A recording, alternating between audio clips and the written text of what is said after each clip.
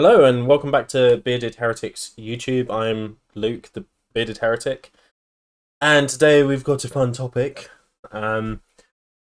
It's the topic of the Null Hypothesis, which I've discussed on Answers and Reasons channel with Joe and Dave and Philip. But I felt like I wanted to make a standalone video just to discuss it because I still see people making the same mistakes that that I saw when I had the rant on Answers and Reasons. So what I'll be doing is I posted a tweet about the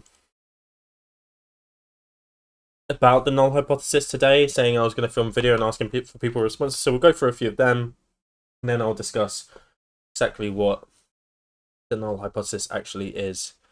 So we have Danish Debater saying, in relation to theology, I've never read into it, but going on off of other fields, I would guess that it should be used as option 1, if you wish to prove God, assume there are none. And option 2, if you wish to disprove God, assume 1, all are true from here, and work your way up. I think this is the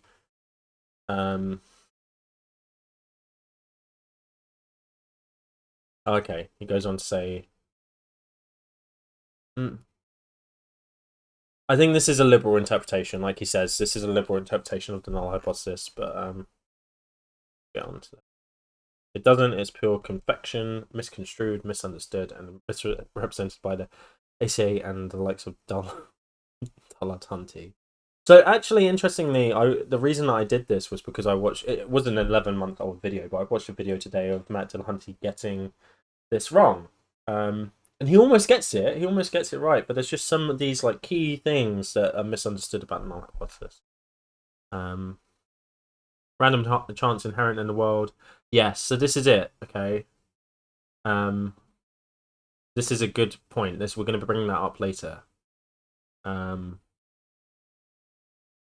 Yeah. This is okay. Skeptical Canuck has the misconstrued, the misunderstood version of the null hypothesis. No offense, Skeptical Canuck. The whole null hypothesis to any claim of an entity's existence is that it is not accepted until sufficient evidence is presented for it. I did reply to this one. I thought this one was brilliant. If followers of this God claim that it protects them from harm in exchange for their worship, then the null hypothesis would be that at the rate at which these followers befall harm would be the same as those who do not worship that God. That is spot on. That's exactly what the null hypothesis is. Cool. So we've been through a few. There are a few more on this bit, but I think that's enough to kind of understand the things that are kind of misconceptions about the null hypothesis, and also what is the null hypothesis, which we have a couple of examples for.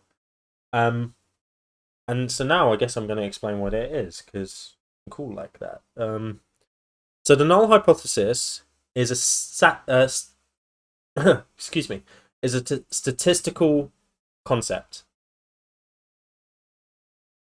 It's a statistical concept with the aim of falsifying scientific information. Okay, so it's used to falsify. So what is falsification?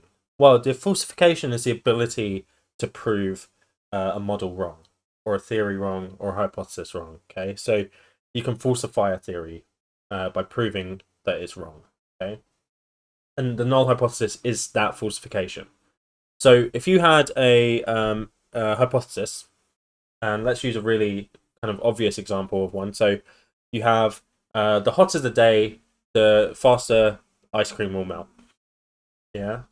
So that's the hypothesis. The hotter the day, the faster ice cream will melt. Yeah. In order to falsify that, you need to be able to prove it wrong. So you say that there will be no effect on the rate at which ice cream melts based on the temperature of the day. Yeah, and that'll be the null hypothesis. So you're proving the alternate hypothesis wrong. You're falsifying it, and that's the whole point, right? So when we work in science, we're always working to disprove ourselves. We're always working to disprove what our assumptions are about the world, and the hypotheses are basically assumptions. Yeah, they're basically assumptions that we have. So it is an assumption that ice cream will melt faster on a hotter day than on a colder day. And we might think that assumption is true, but we need to test it in order to make it a scientific fact. Yeah. And in order to test it, we do an experiment. But in order to make that experiment void of any kind of bias, we need to make sure that we're not trying to test what we think is true, what is common knowledge, whatever. So we test a null instead. We test the fact that it's false, right? And we actually give the null a really broad confidence rating, yeah? So 95% is a confidence rating for it to be, to consider the null rejected, 95%. So if we're not 95% confident that the results are the cause of the independent variables, which would be the temperature of the day, on the dependent variable, which would be the rate at which ice cream melts, because the rate at which ice cream melts is supposedly dependent on the temperature of the day, which is the independent variable.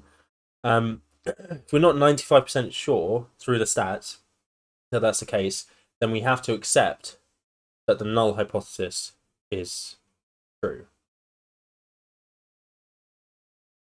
Now that's really interesting, because what people say is that the null is the default, and it technically is in that situation, right? The null is the default, but it's still a hypothesis. You're still hypothesizing that something's going to happen, right? And we start with the null and we work our way out. But let's think about this in reality. Yeah. If we're thinking about this in reality, when we were testing for gravitational waves, did we build I think it was 8 kilometers in total long building with some of the highest quality lasers in the world? Did we build that establishment in order to prove that there weren't gravitational waves? Did we do all of that to show that something didn't exist? No. We did all that to prove gravitational waves, but there would have been a null hypothesis in that paper.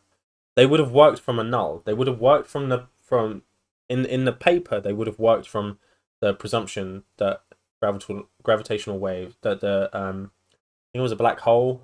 The black hole would not have an effect on space-time and affect gravity.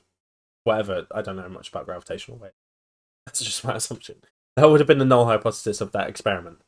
But they would have been excited about the idea of proving it, right? As scientists, yeah? So without the idea, right, what I'm getting at is that lots of atheists say that the null is the default and the position that we should hold until we're proven otherwise.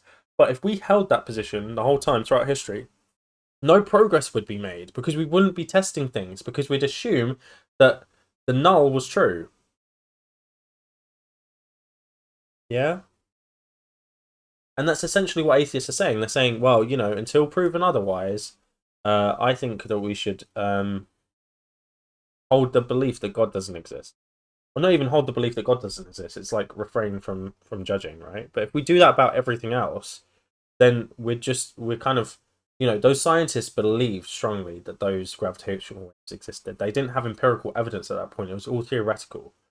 But they believed strongly that they did exist. And then they tested it, and it did.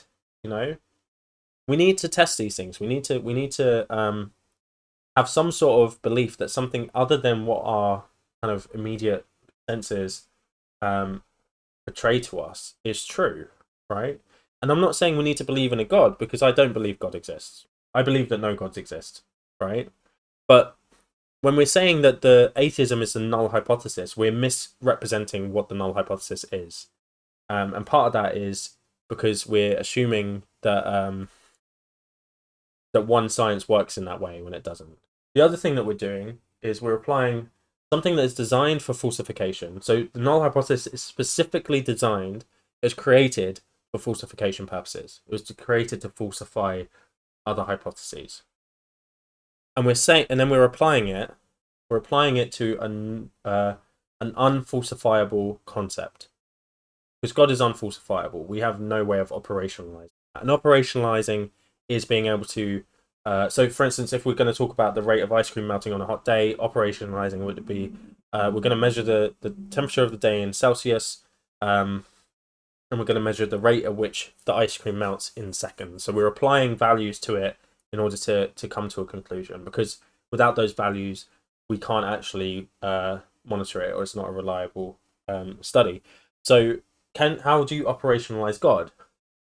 So some of the things you could do is operationalize on his effect on the world. So you could say, okay, how much does prayer affect somebody's recovery from an injury or recovery from a health problem, right? And you can do that, but that's not actually testing God. That's testing prayer.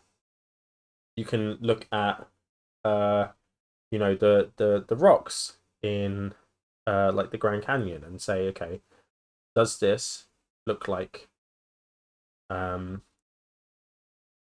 creation, or does it look like a natural process? But even then, you're only testing the creation myth. You're not testing God. God is unfalsifiable. Yeah, and I think everyone would agree that God at the moment cannot be tested for. We cannot test for God. There's no way of doing that. He's outside of our testable things, and lots of things are. Theoretical physics has a lot of things that we currently can't test for, but seem to be very, very doable in the maths. Yeah, so it's not unreasonable that there's something that's unfalsifiable. But then what we're doing is we're saying that our position is the falsification of God, because we're saying that the null hypothesis is our position. Do you see how that doesn't make sense? Now, this is where we're going to get into a bit of a conversation around colloquial usage and technical usage. And this is a debate that I really dislike, because people will say, well, we're not using it in that way. We're using it in this colloquial term, and that's fine. Whatever, use terms however you want. If you want to use it as an analogy, that's fine. Use it as an analogy. You can say, oh yeah, my view is a null hypothesis because it's the default, and we don't believe in something until it's got enough evidence. But the problem comes in when you start to use that term as if that's how scientists use it. As if scientists say that that all scientists believe in null hypotheses until they are proven, and that works for everything. That works for any kind of claim. That's not how it works. Because to have a null hypothesis, you need to have an experiment. And to have an experiment, it needs to be falsifiable. And they need to be operational. That's how scientists look at it. Yeah. The null hypothesis only works in an experimental setting, and it's a statistical method. It's like saying, oh yeah, my position is the t-test because I think that everything is significant. It doesn't make sense. Yeah, it doesn't make sense. And you're taking this thing and you're saying this is what it is, and then you start to apply it to scientific. You start to say, oh yeah, this is how science uses it, when it doesn't.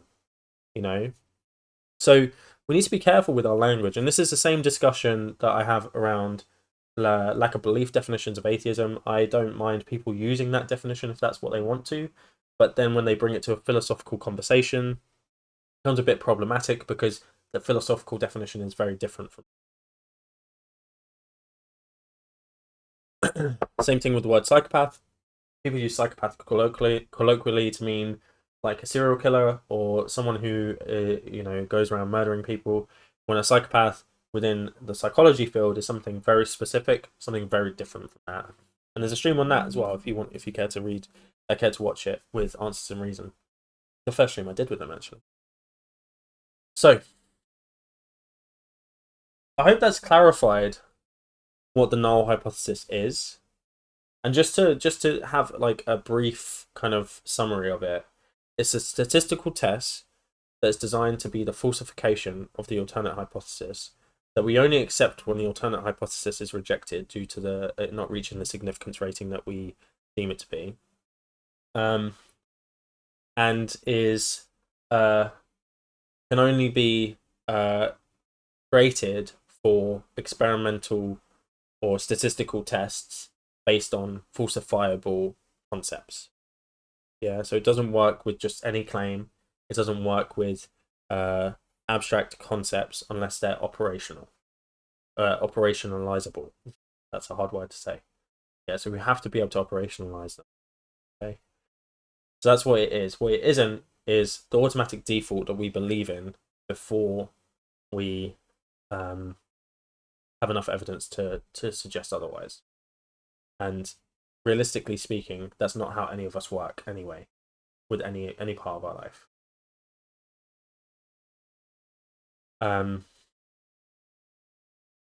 So that's what it is and what it isn't. Actually, before we finish, I'm just going to show you a good example of someone getting it quite close but not quite right. And this is Matt Dillahunty. This is from 2019. As I said, the video I watched where he did get it wrong as well was from 11 months ago. I don't know if he's able to learn or has learned out why this is wrong since then. But this is very close. So someone doesn't understand null hypothesis. So this was from a deleted tweet. I don't know what it said, but it doesn't really matter. So this is the important bit. A null hypothesis for the God subject would be there is no relationship between God, which is X, and reality, atheism. That isn't a null hypothesis. Well, it kind of is. It has all of the things of a null hypothesis, but how do we operationalize God? How do we operationalize reality? This isn't a testable hypothesis. This would not be able to be an experiment. And as I said, even if we take God, right, and we say, okay, if God exists, then we would expect there to have been a flood 4,000 years ago. There's no evidence for a flood. That's not testing God. That's testing if there was a flood 4,000 years ago. You know, so this is the problem, right? This is the problem with science in general. If anyone has engaged in any kind of scientific study, you will know that especially when you're doing like experimental analysis of stuff, you will know that you've just tested something, right? I've just tested the temperature of the day and how fast my ice cream melts, right? But then limitations of that study. Humidity. What was the humidity like on that day? What was the type of ice cream? Was it soft scoop or was it different flavors? You know, so then you start to drill down. You're not actually testing what you think you're testing. It's not as valid as you first thought. So you have to drill down into what the components are, and then you can say, okay, well, this type of ice cream melts faster in hotter weather, but this one doesn't. You know, and you actually get some answers. These are very broad categories, and these aren't even testable. So this would not be a null hypothesis.